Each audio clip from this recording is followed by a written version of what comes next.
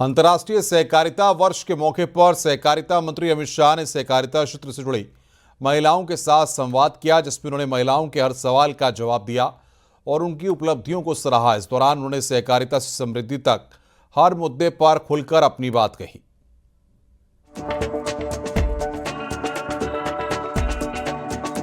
केंद्रीय सहकारिता मंत्री अमित शाह ने अंतर्राष्ट्रीय सहकारिता वर्ष के मौके पर गुजरात, मध्य प्रदेश और राजस्थान के सहकारी कार्यकर्ताओं और महिलाओं के साथ सहकार संवाद कार्यक्रम में हिस्सा लिया।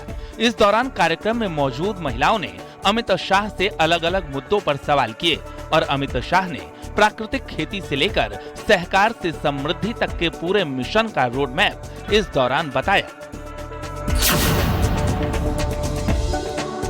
बहुत गर्व की बात है कि मैं उसी आनंद जिले से हूँ जहाँ पे त्रिभुवन दास पटेल यूनिवर्सिटी का लोकार्पण किया गया। सर, पार्लियामेंट में त्रिभुवन काका के नाम का बहुत विरोध किया था कांग्रेस ने और मैंने जमकर खिंचाई की थी कि इनके नाम से ही होगा। ताली बजाई थी सर उस टाइम पे भी मेरी आंख में ऐसे ही आंसू आए थे। जब हमको पता चला है एफपीओ के बारे में, तब हम 1.5 साल पहले एफपीओ से जुड़े और एफपीओ की मदद से हमको बहुत ही अच्छे दाम में, सस्ते दाम में हमको घासचारा। पशु रखे या नहीं रखे है सर? रखे है ना? हाँ है सर।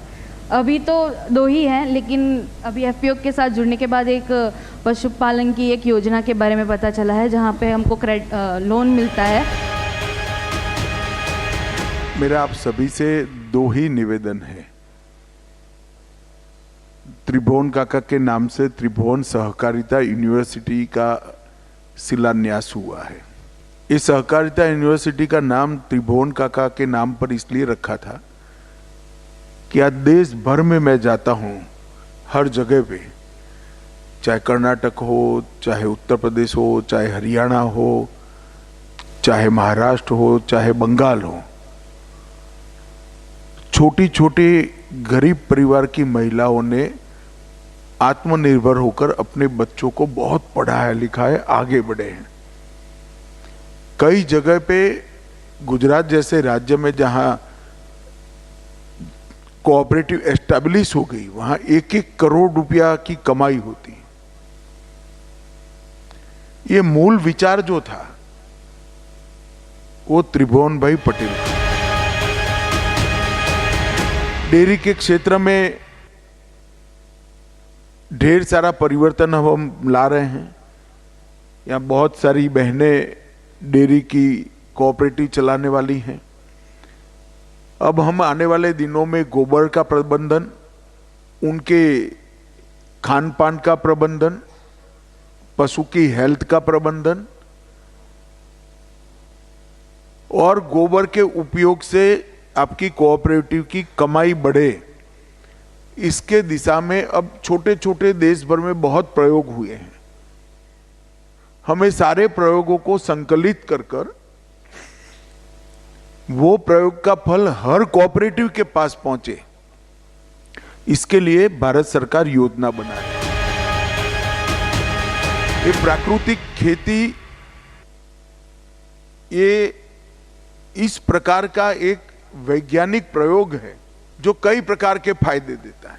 फर्टिलाइजर वाला गेहूं खाने से कैंसर होता है, बीपी बढ़ता है, डायबिटीज होती है, थायराइड की प्रॉब्लम आती है। शुरू में तो हमें मालूम नहीं पड़ा। तो खाने वाले के शरीर को अच्छा रखने के लिए फर्टिलाइजर, केमिकल बगैर का खाना खाना, इसका मतलब है दवाइयों की जरूरत ही नहीं पड़ेगी। दूसरा, उत्पादन बढ़ता है। मेरे खेत पर मैंने प्राकृतिक खेती अपनाई है। आज मेरे उत्पादन में लगभग 1.5 गुना बढ़ोतरी हो चुकी है। मैं जब गृह मंत्री बना तब सारे लोग मुझे कहते थे बड़ा महत्वपूर्ण विभाग आपको मिल गया, देश का गृह मंत्री होना। सरदार पटेल साहब थे तो बहुत बड़ी बात होती है गृह मंत्रालय।